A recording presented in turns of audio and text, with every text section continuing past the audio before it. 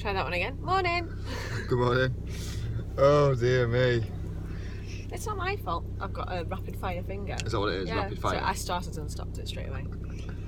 Good stuff. Right, okay, good morning. So today we're going to talk about obsession. And it doesn't mean the aftershave or perfume. Bloody obsession. Wowzers. Oh, was that Calvin Klein? Was. Obsession. Still is. Still is? Still is, yeah. You can still buy it? Yep. Okay. So we're not talking about Calvin Klein aftershave, unfortunately. Nope. I mean, if you want to go and have a look, I'm sure you can find it on Amazon. Or a number of different places. But we're going to talk about obsession in your life. And I think that a lot of the time, when you talk about obsession, people think about addiction. They think about like bad stuff. They think it's addicted to alcohol or nicotine or to drugs or to something bad. And people tend to associate addiction and obsession in a very similar kind of vein. You can't. Okay. You can pick up while I'm trying to find out how to drive. So it doesn't necessarily have to be, does it, Jonathan? It doesn't, no. You can carry on now. Okay. You were doing so well until the roadworks got the better of you. Okay. It's interesting because I find that different like posts or articles that I've read, maybe it's blogs and things, that people often associate obsession to ADHD. Okay. How so? Well, they just say that's like one of the signs of ADHD is that you get obsessed with something, and then you get obsessed with something else, and then you get obsessed with something else. Right. And it is quite interesting that people would, I suppose, associate the two, because I find that a lot of people I work with or I know that's built big business or become really successful, I often say that I can see traits of that ADHD in them. Really? Yeah. And I'm not saying that's a bad thing. I'm not saying that's a good thing. I'm just saying No, it's that a pattern, isn't it? it's a pattern. And I think that, hey, listen, right, I'm not offending anybody, but you're listening to this, so if you don't like it, turn it off. I know what you're going to say now. Listen, do you know when I was a kid, ADHD weren't around. We were naughty kids. We were just naughty kids. We needed a bit more discipline than some of the others. And I'm not being derogatory to anybody who's got a child that does have ADHD, but I'm just saying, just think about it. When you were a kid, were you just a naughty kid? Could it be something very similar? But that said, I totally understand it. I totally understand well, no, I don't actually. I don't understand it because I've not got a child with ADHD. I'm not. Well, maybe I am. I don't know. Maybe I've got ADHD. Who knows? I get obsessed. But the whole purpose, what I'm trying to get to here, is that you need to get obsessed with the things that you do. You've got to be absolutely obsessed. So when it comes to your planning, your goals, your life, your organisation, the way that you do business, the way that you build your career, the way that you do things, it's got to be an obsession. You can't just do it half-heartedly, because guess what happens when you do things half-heartedly? You get half the results. You get half-hearted results. If that. Because totally.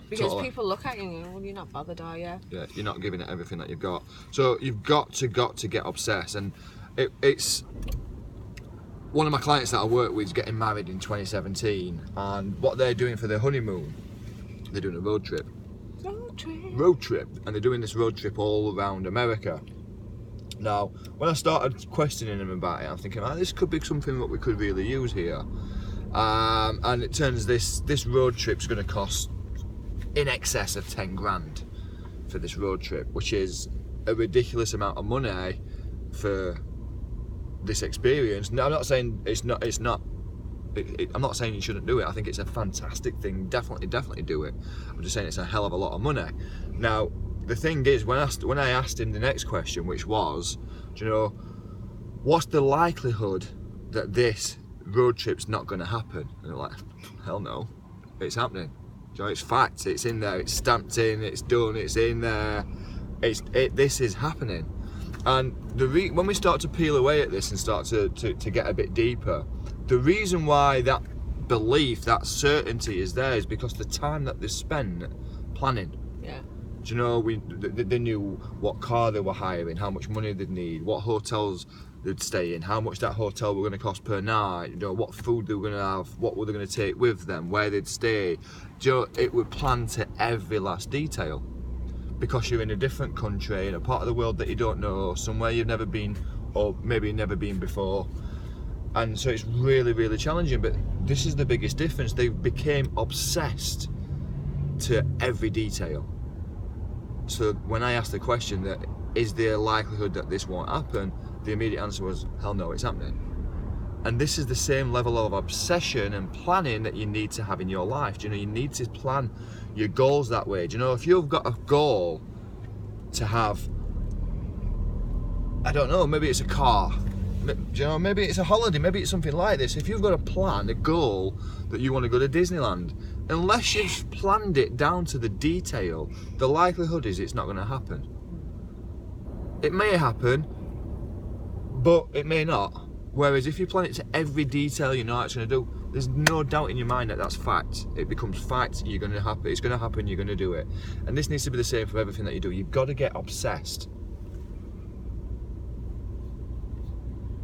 So if you do have ADHD, it's about challenging. What's what?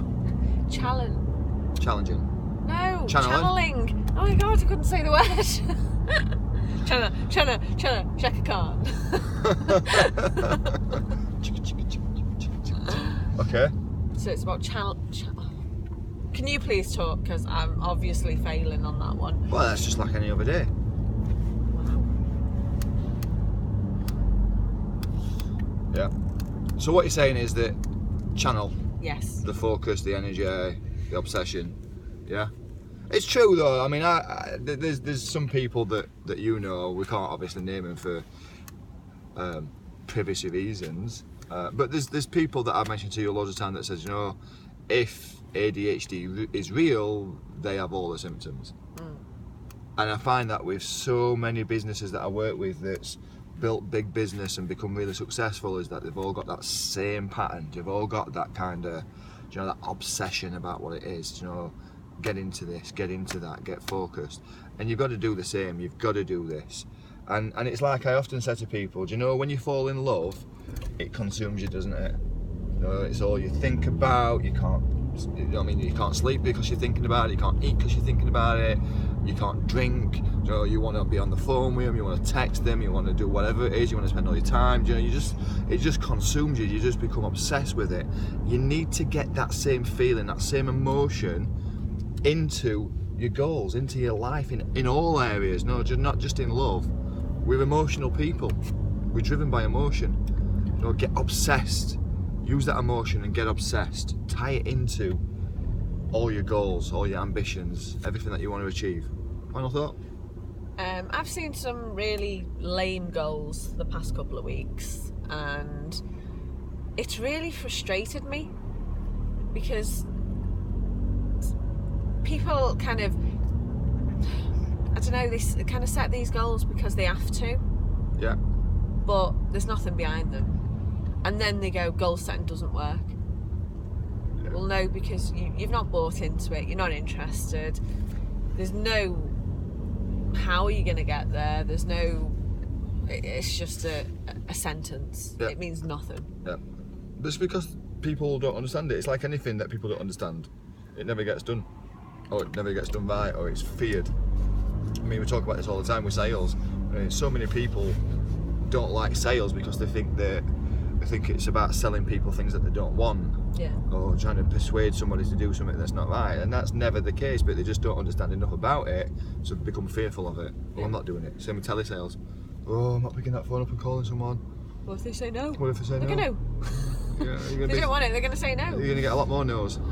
But again, it's uncomfortable and it's strange, and you just don't understand it. You don't understand the system behind it. It's the same with anything, knocking on doors, speaking to people. It's the same as your business. It's the same as driving a car. You didn't know how to drive a car. It was scary at first. I think I'm the kind of opposite. I didn't have a problem picking up the phone and selling on the phone because that was my background for years and years and years. But the first time I had to physically try and sell to someone in person, it was terrifying. It's something new, it always is. You've not got the phone to, from my point of view, not got the phone to hide behind, whereas from a face-to-face salesperson, well, if you're on the phone, you've not got the body language, you lose all the body language and stuff. So, but it's what you're used to, isn't it? It is, it's what you've been conditioned to do. And you need to challenge all that stuff. But anyway, back on topic is the obsession, not sales. That's okay. It's good value. Good stuff. So my final thought is, just get obsessed with everything. Study people, study what other people do, and you'll find that this pattern's the same through everyone. It's an obsession. They get absolutely obsessed. Go out and get obsessed, guys. Have a good day. Bye.